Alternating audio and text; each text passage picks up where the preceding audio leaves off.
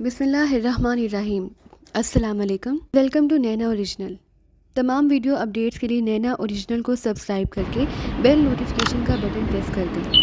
تو آئیے سنتے ہیں آج کی کہانی، جس کا نام ہے اعتراف جرم، جو کچھ اس طرح سے ہے۔ بڑھتی عمر کے ساتھ ساتھ انسان کی وابستگیاں اور اس کے لگاؤ میں فرق آتا چلا جاتا ہے۔ ایک ایسی ہی بوڑھی عورت کا ماجرا جو اپنی زندگی کے ساتھ ساتھ دوسروں کی زندگی کے معاملات سے قطعی غیر مطمئن اور مضطرب تھی۔ خواب کے مانند دھند میں لپٹے جرم کا اعتراف نامہ۔ تم نہیں سمجھے اس کو روکنا ضروری تھا؟ روکنا تھا مسز جارج؟ کس بات سے روکنا تھا؟ اگر میں حرکت میں نہ آتی تو وہ ماری جاتی، وہ اس کو مار چکا ہوتا۔ کون مسز جارج؟ وہ کس کو مار چکا ہوتا؟ تم مجھے یوں دیکھ رہے ہو جیسے تمہیں مجھ پر یقین کرنے کے لیے تیار نہیں۔ لیفٹیننٹ فولی، تم سوچ رہے ہو کہ میں بڑھیا ہوں، سٹھیا گئی ہوں؟ کیا ایسا نہیں ہے؟ ایک بوڑھی عورت جو اپنے آخری دن گزار رہی ہے۔ نہیں، ایسی بات نہیں، میں ایسا نہیں سوچ رہا، آپ یقین کریں۔ کیا تم پاگل بڑھیا مسز جوزی کی طرح نہیں سوچ رہے ہو، جو ہر پولیس مین اور FBI والے کو دشمن کا آدمی گردانتی تھی؟ ایسا دشمن جو پاگل بڑھیا کے بیڈ کے نیچے چھپا رہتا تھا۔ تم مجھے بھی جوزی سمجھ رہے ہو؟ سچ بولو، کیا ایسا نہیں ہے؟ مسز جارج، میں قسم کھاتا ہوں آپ مجھے غلط سمجھ رہی ہیں۔ تو پھر تمہیں میری بات کا یقین کیوں نہیں ہے؟ بات یہ ہے مسز جارج کہ میں آپ کی بات کا یقین کرنا چاہتا ہوں، لیکن میرا خیال ہے کہ میں کچھ سمجھ نہیں پا رہا۔ میرا مطلب ہے کہ آپ ذرا تفصیل سے بتائیے۔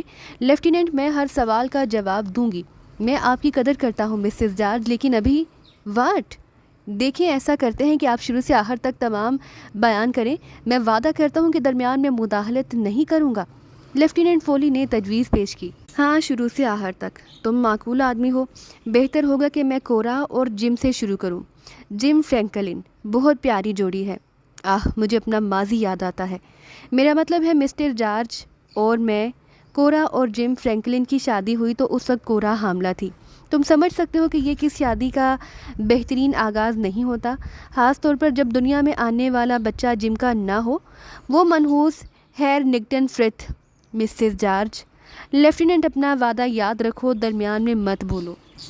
یس مسز جارج، لیکن میں کچھ پریشان ہو گیا ہوں۔ ہیرنگٹن فرتھ کون ہے؟ تھوڑا صبر سے کام لو، تم سمجھ جاؤ گے، مگر مداخلت مت کرو۔ مسز جارج نے منہ بنایا۔ Okay Mrs George. ہاں، تو میں کیا کہہ رہی تھی؟ ہیرنگٹن فرتھ۔ او یس، ہیرنگٹن بہت امیر اور بہت نامعقول آدمی تھا۔ کوشش کے باوجود فولی منہ بند نہ رکھ سکا۔ آدمی تھا؟ جواب میں مسز جارج نے آنکھیں دکھائیں۔ Sorry Mrs George. ہیرنگٹن کا باپ فرتھ الیکٹرانکس کا مالک تھا۔ وہ ایک متمول اور باعزت آدمی تھا، لیکن ہیرنگٹن کی شخصیت باپ کے برخلاف تھی۔ تم سمجھ رہے ہو نا؟ ظاہر ہے کہ اس کے ماں باپ جوان نہیں رہے تھے۔ مسز فرتھ اپنے نالائق بیٹے کی وجہ سے پریشان رہتی تھی۔ ہیرنگٹن فینسی کاریں دوڑانے کا شوقین تھا اور اکثر ماں باپ کے لیے کوئی نہ کوئی پریشانی کھڑی کر دیتا تھا۔ ہر مرتبہ اسے بچانے کے لیے باپ کو آگے آنا پڑتا تھا۔ اگر میں اس کے ماں باپ کی جگہ ہوتی تو ہیرنگٹن کا برا حشر کرتی۔ اور ہاں، وہ شراب بھی بکثرت پیتا تھا، لیکن اس وقت کورا کی جم سے شادی نہ ہوئی تھی۔ جم کا جھکاؤ ایک کورا نامی لڑکی کی طرف تھا۔ وہ ایک فضول لڑکی تھی جن کو پتہ نہیں لارا میں کیا نظر آیا۔ بیچاری کورا کی ماں کا انتقال آپریشن ٹیبل پر ہوا تھا۔ کورا اکیلی رہ گئی۔ وہ خوف زدہ تھی اور قوت فیصلہ سے محروم۔ ہیرنگٹن سے کورا کی مڈ بھیڑ کیسے ہوئی مجھے نہیں معلوم، لیکن ہیرنگٹن نے بھولی بھالی کورا کو شیشے میں اتار لیا، لیکن بہت جلد ہی اس نے کورا کو چھوڑ دیا۔ زیادہ عرصہ نہیں گزرا تھا کہ کورا کو احساس ہوا کہ وہ حاملہ ہو چکی ہے۔ مطلب وہ بچہ ہیرنگٹن کا تھا۔ کیا میں نے کچھ اور کہا؟ لیفٹیننٹ، تمہارا دھیان کدھر ہے؟ یس مس جارج۔ فولی کو خاموش ہونا پڑا، اور آگے یہ ہوا کہ جم کو لارا نے چھوڑ دیا۔ شاید وہ ہیرنگٹن کی دولت سے متاثر ہو گئی تھی۔ اچھا ہی ہوا، دونوں ہی منحوس تھے۔ صحیح جوڑی بنی اس مرتبہ۔ لیکن دوسری طرف جم کی حالت خراب تھی۔ وہ ڈپریشن میں چلا گیا۔ لگتا تھا کہ خودکشی کر لے گا۔ میں نے ابھی تک یہ نہیں بتایا کہ جم کا تعلق عورتوں کے مخصوص امراض سے تھا۔ اوبیٹیریشن تھا۔ نہیں، فولی نے صرف ایک لفظ استعمال کیا۔ ایک دن کورا کو اسپتال آنا پڑا اور اتفاقاً ملاقات بھی جم سے ہو گئی۔ بلا شبہ جم ہسپتال میں اپنی وجاہت کی وجہ سے مصروف تھا۔ سٹاف کی بیشتر لڑکیاں فلرٹ کے چکر میں رہتی تھیں۔ लेकिन उसका अपना मिजाज था। कोरा के हुस्न मासूम ने जिम को मुतासिर किया। कोरा हामला थी, वो छुपाने नहीं बताने आई थी। 5 महीने बाकी थे, कोरा बच्चा ज़ाया करने के हक़ में ना थी। जिम से मिलकर वो बेएहतियार अश्क बार हो गई। वो तन्हा थी, लिहाजा जिम अनकही दास्तान समझ गया। उसने बाजू फैलाए, कोरा टूटे हुए पत्ते की मानंद उसकी आगोश में जा गिरे। वो कमसन बच्चे की मानंद रो रही थी। वो कोरा को दिलासा देकर अस्पताल के कमरे में ले गया। वो एक पहली नज़र की मोहब्बत थी। मैं और मिस्टर जॉर्ज लैंड भी इसी तरह अचानक मिले थे। फ़र्क सिर्फ इतना था कि मैं हामला ना थी और मिस्टर जॉर्ज लैंड ओबिटिरेशन ना थे। कोरा और जिम भी इस तरह मिले और मुस्तकबिल का फ़ैसला कर लिया। ज़र्फ़ का मुज़ाहरा जिम ने किया था, क्योंकि कोरा के पेट में जो ज़िंदगी पल रही थी वो उसकी ना थी। वो दिन नहीं भूल सकती जब जिम ने कोरा को प्रपोज़ किया और कोरा ने इनकार कर दिया। उसका कहना था कि वो जिम के ऊपर जुल्म नहीं कर सकती। अपनी रुसवाई में वो जिम को शामिल करके खुदगर्जी का मुजाहरा करेगी। वो फिर रो पड़ी। जब कोरा ने मुझे बताया तो मैंने उस पर बरसना शुरू कर दिया, लेकिन मैंने बामुश्किल खुद को रोका और उसे समझाया कि वो तुमसे मोहब्बत करता है। ये में ऐसा मौका तुम्हें दोबारा नहीं मिलेगा। मुख्तसर ये कि दोनों ने शादी कर ली। कुछ अरसे बाद एक बेबी पैदा हो गई जो दर हकीकत हैरिंगटन की थी। लेकिन मिसेस जॉर्ज, सारी कहानी का ताल्लुक लेफ्टिनेंट प्लीज़। मिसेस जॉर्ज ने फिर फोली की बात काट दी। दोनों की शादी हो गई, वो दोनों बहुत खुश थे। हैरत अंगेज़ तौर पर बेबी की शक्ल हैरिंगटन से ना मिलती थी, लेकिन मेरे ख्याल में कहानी ख़त्म ना हुई थी। ये हैप्पी एंडिंग ना थी, बदतर मरहला आना बाकी था। मुझे कोई शक नहीं था कि एक ट्रेजेडी सर पर मंडला रही थी, ताहम काफ़ी दिनों तक मैं अलमिया की हकीकत को ना पा सकी। तुम्हें सच बताती हूँ कि मेरा भी बुरा वक्त शुरू हो गया था। मैं बेख्वाबी की मरीज़ा बन गई। बिलाहर मुझे डॉक्टर ब्रायन से रब्ता करना पड़ा। ब्रायन ने मुझे नींद की गोलियों का नुस्खा लिख दिया। मैंने पहले कभी नींद की गोलियाँ इस्तेमाल नहीं की थी, क्योंकि मैंने कई कहानियाँ सुनी थी कि बूढ़े अफराद ने कसदन या गलती से ओवरडोज लेकर खुद को हलाकत में डाला था। ये सिर्फ ज़ईफ़ अफराद की ही बात नहीं, बल्कि जवान अफराद भी इस तरह हलाक हो चुके हैं। खसूसन ये उस वक्त ज़्यादा मोहलक साबित होता है जब गोलियां ड्रिंक के साथ ली जाएं। मेरे साथ ड्रिंक का मसला ना था, मगर मेरी बेख्वाबी का मामला बिगड़ता जा रहा था, जिसकी वाहिद वजह वो परेशानियां थी जो मुझे जिम और कोरा की तरफ से लाहक थीं। सोचने की वजह से मेरे दिमाग पर भी दबाव बढ़ता जा रहा था। कोई अलमिया जन्म लेने वाला था। वो जो भी था मेरी फहम से बालातर था। मिसेस जॉर्ज, फोली से रहा ना गया। ये आपका वहम भी हो सकता। क्या कहा? मिसेस जॉर्ज गोया चीख उठी। Sorry, I am sorry. तुम्हें किसने लेफ्टिनेंट बनाया है? मैं माजरत करता हूँ, आप बात जारी रखें। वक्फे के बाद मिसेस जॉर्ज का गुस्सा ठंडा हुआ और फिर अचानक एक दिन मुझे यकलहत पता चल गया। मुझे नहीं मालूम कि वो अचानक क्यों कर कहाँ से मेरे जहन में आया। शायद छठी हिस्स थी या 7वीं हिस्स, फोली ने दिल में कहा। वो ख्याल हर गुजरते दिन के साथ पुख्ता होता गया। तुम उसे कुछ भी कहो, लेकिन मैं समझ गई थी कि हैरिंगटन कार के हादसे में कोरा को हलाक कर देगा।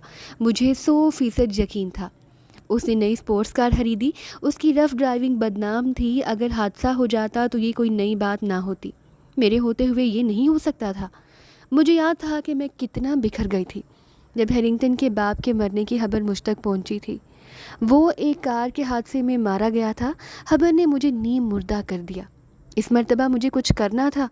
मैं खामोश तमाशाई बन के नहीं बैठ सकती थी। मुझे कुछ करना था, लेकिन क्या? और आज एक अनहोनी हो गई। मुझे सवाल मिल गया। मैं 5th एवेन्यू की दुकान पर गई थी। मेरे भांजे की सालगिरह थी। मैं एक रेस्टोरेंट में रुकी। वो जगह रेडियो सिटी और राग फेलर सेंटर से ज़्यादा दूर नहीं थी। तुमने वो जगह देखी है ना? फोली ने बोलने की बजाय सर हिला दिया। पता है रेस्टोरेंट में मैंने किसे देखा? वहाँ हैरिंगटन भी मौजूद था। अचानक मेरा दिमाग काबू से बाहर हो गया। मैं सीधी उसकी तरफ गई और कहा, मिस्टर हैरिंगटन फ्रिथ। वो मुस्कुराया। मुझे उसकी दिलकश मुस्कुराहट का एतराफ़ है। मिस्टर हैरिंगटन, मुझे तुमसे बात करनी है। वो खड़ा हो गया। मैंने नोट किया कि वो काफ़ी पी चुका था। उसने मेरे लिए कुर्सी पीछे की। मैंने पेशकश कबूल कर ली और बैठ गई। मिस्टर हैरिंगटन, मैं लगी लिपटी नहीं करूँगी, बल्कि सीधी बात करूँगी। मैं जानती हूँ कि तुम क्या करने वाले हो। मैं क्या करने वाला हूँ? वो मुस्कुरा रहा था।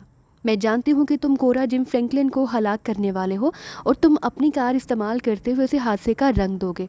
तुम्हें कैसे पता चला? उसने हैरत का इजहार किया। कैसे पता चला, इसकी फ़िक्र ना करो। क्या ये गलत है कि तुम कोरा को अपनी स्पोर्ट्स कार के ज़रिए ख़त्म करने वाले हो? ہاں، وہ مسکرایا۔ یہ درست ہے، اس نے تسلیم کر لیا۔ اس کے چہرے پر کوئی افسوس یا ندامت نظر نہیں آئی۔